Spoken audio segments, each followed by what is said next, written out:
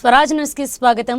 నిరుపేద ప్రజల సంక్షేమమే ప్రజాప్రభుత్వ ధ్యేయం. నిరుపేద ప్రజల సంక్షేమమే ప్రజాప్రభుత్వ ధ్యేయమని వరంగల్ పశ్చిమ ఎమ్మెల్యే నాయని రాజేందర్ రెడ్డి నగర మేయర్ గుండు సుధారాణి అన్నారు. నగర మేయర్ ప్రాతినిధ్యం వహిస్తున్న నగర పరిధిలోని 29వ డివిజన్ కుంటిభద్రయ్య గుడి వద్ద బుధవారం ప్రజాపాలన వార్డు సభ బుధవారం జరిగింది. ఈ వార్డు సభలో నియోజకవర్గ శాసనసభ్యులు నాయని రాజేందర్ రెడ్డి మాట్లాడుతూ ప్రతి పేద ప్రజలకు ఇందిరమ్మ 6 పథకాలు అందించడమే ధ్యేయమన్నారు. ఇండ్లు, రేషన్ కార్డ్స్ ప్రతి ఒక్కరికి అందజేస్తామన్నారు. ఈ సమావేశంలో ఎమ్మెల్యే మేయర్ ప్రసంగించిన అనంతరం వివిధ సంక్షేమ పథకాల కోసం దరఖాస్తు చేసుకున్న లబ్ధిదారుల నుండి దరఖాస్తులు స్వీకరిస్తారు. అలాగే ఈ కార్యక్రమంలో డిప్యూటీ కమిషనర్ కృష్ణారెడ్డి, డివిజన్ అధ్యక్షులు పూర్ణ, నాయకులు బుద్ధా జగన్, రుద్ర, శ్రీనివాస్, తాళ్లపల్లి సంతోష్, గొల్లా రాజయ్య, ఎర్ర రాజు, శ్రీరాములు, సురేష్, కిరణ్, అక్బర్, తహసీల్దార్ ఇక్బాల్, టీఎంసీ రమేష్, ఆర్ఐలు విజయ, గిరి, బాబు, లింగమూర్తి పాల్గొన్నారు. సమస్యలు పరిష్కారం చేయడానికి ప్రత్యేకంగా ఒక ప్రణాళిక రూపొందించుకోవడం జరిగింది. 26 డివిజన్లు తిరగటానికి. మరి అదేవిధంగా ఇవన్నీ కార్యక్రమాలు చేస్తుంటే మరి మీరు కూడా చేయవలసింది, తోటి మిత్రులకు తెలియపరచవలసింది కొన్ని ఉన్నాయి. ఇవి కూడా శ్రద్ధగా వినాలి. ఇళ్లలో కానివ్వండి, ఇండ్లమ్మ ఇండ్లు అనగానే, లేకపోతే రేషన్ కార్డు అనగానే, సంక్షేమ పథకాలు అనగానే దళారులు ఒకరిద్దరు తయారైతా అంటారు. డబ్బులు ఇప్పియంటే మేము ఇప్పిస్తాం, డబ్బులు ఇప్పియంటే మేము ఇచ్చేస్తాం, అది చేస్తామని. ఎవరికి కానీ డబ్బులు కనుక ఇచ్చినట్టయితే వారు అర్హతను కోల్పోతారు. వారికి ఇల్లు రాదు, నా రేషన్ కార్డు రాదు అనేది ప్రత్యేకంగా చెప్తున్నాం. మీరు ఏ అవసరం ఉన్నా ఇక్కడ అధికారులు కానివ్వండి, ఇక్కడ నాయకులు కానివ్వండి, మీ అనుమానాలు ఉంటే వాటిని తెలుసుకోండి, వాటిని అప్లై చేసుకోండి. మీరు అర్హులైతే తప్పకుండా మీ ఇంటికి వస్తుంది. అర్హులు కాని ఎడల మీకు ఇల్లు కాదు కదా, రేషన్ కార్డు కూడా రాదు. అర్హత లేనప్పుడు ఎట్లా వస్తాయి? ఇవాళ రేపు ఆఫీసర్లకు సిస్టంలల్లా మీ ఆధార్ కార్డు కొడితే చాలు, మీకు ఇల్లు ఉన్నదా లేదా, మీరు గతంలో లబ్ధి పొందినరా లేదా, మీరు ట్యాక్స్ ఎంత కడుతున్నారు, అర్హులా కాదా అనేది 1 నిమిషంలో వచ్చేస్తుంది. అది తెలిసి కూడా అప్లై చేసుకొని ఆ రిసిప్ట్ పట్టుకొని మాకు రాలేదని చెప్పి మీరు పెట్రోల్ ఖరాబ్ చేసుకోవటం, తిరగటం, ఎనర్జీ ఖరాబ్ చేసుకోవద్దు.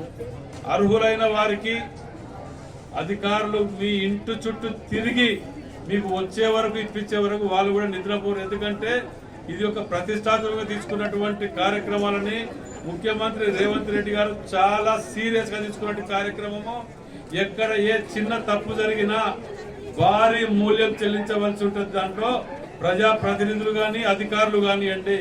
దీన్ని మరీ ప్రత్యేకంగా చెప్తున్నా.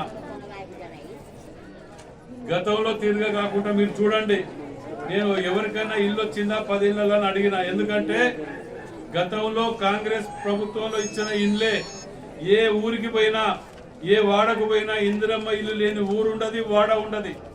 మళ్ళా ఇవాళ కొత్త అవకాశం వచ్చింది. ఈ అవకాశాన్ని మీరు సద్వినియోగం చేసుకోండి. మళ్ళా ఎప్పుడు వస్తుందో ఏందో తెలియదు. ఈ ఇచ్చిన సమయం సందర్భాలలోనే మీరు సద్వినియోగం చేసుకోవాల్సిన అవసరం ఉన్నదని చెప్పి మనవి చేస్తూ, ఇంకా 2-3 డివిజన్లు తిరగవలసి ఉన్నది.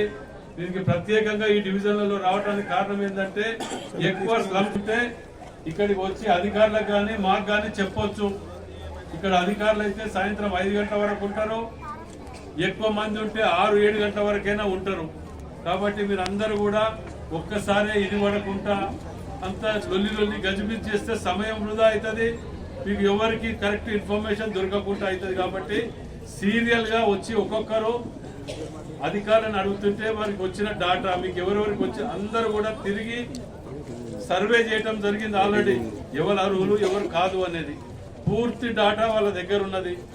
వాటికి ఇస్తారు. ఎక్కడైనా 1-2 ఏమైనా మిస్ అయితే మళ్ళా మీరు వచ్చేదానికి క్లారిఫై చేసుకోవచ్చు అని చెప్పి మనవి చేస్తూ సెలవు తీసుకుంటాం. 2019 నుంచి కూడా స్టాంప్ డ్యూటీల పైసలు రాలేదు.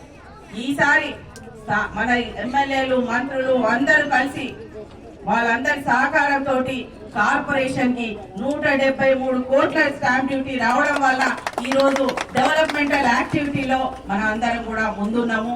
ఇదన్నీ కాకుండా గతంలో చేసినటువంటి బిల్లులను కూడా ఇప్పుడున్న ప్రభుత్వం, గౌరవ ముఖ్యమంత్రి శ్రీ రేవంత్ రెడ్డి గారు వారు వచ్చిన సందర్భంగా అనుకున్నారు 6 నెలల క్రితం జూన్ లో రివ్యూ మీటింగ్ పెట్టిండ్రు ఏం చేస్తారు అని. కానీ రివ్యూ మీటింగ్లు అన్నిటికీ అనుసంధానంగా దాని కోఆర్డినేషన్ చేసుకొని 187 కోట్లు గత ప్రభుత్వ బిల్లులను ఇవ్వడానికి కూడా వారు ముందుకు రావడం జరిగింది. ఇవన్నీ కూడా చేస్తూ అంటే ఈ కష్టకాలంలో కూడా అవన్నీ చేయడమే కాకుండా వరంగల్ నగరానికి 400,000 కోట్ల పైగా అండర్ డ్రైనేజ్ సిస్టానికి కూడా వారు పర్మిషన్ ఇవ్వడం జరిగింది. ఇన్ని పనులను చేస్తూ వరంగల్ నగరాన్ని హైదరాబాద్ తర్వాత 2వ నగరంగా మనం చూడబోతున్నాం. అందులో ఈ యొక్క డివిజన్ ఏదైతే ఉందో డివిజన్ లో కూడా చాలా పనులు ఉన్నాయి. అవన్నీ కూడా తొందరలోనే మరో రోజు మన ఎమ్మెల్యే గారితో అన్ని కలిపి ఒక కొబ్బరికాయ కొట్టించుకొని ఆ పనులన్నీ కూడా మొదలు పెట్టడం జరుగుతుందని సందర్భంగా తెలియజేసుకుంటూ ఈనాటి కార్యక్రమంలో పాల్గొన్న పెద్దలందరికీ గౌరవ శాసనసభ్యులకి పేరు పేరున హృదయపూర్వక నమస్కారాలు, ధన్యవాదాలు.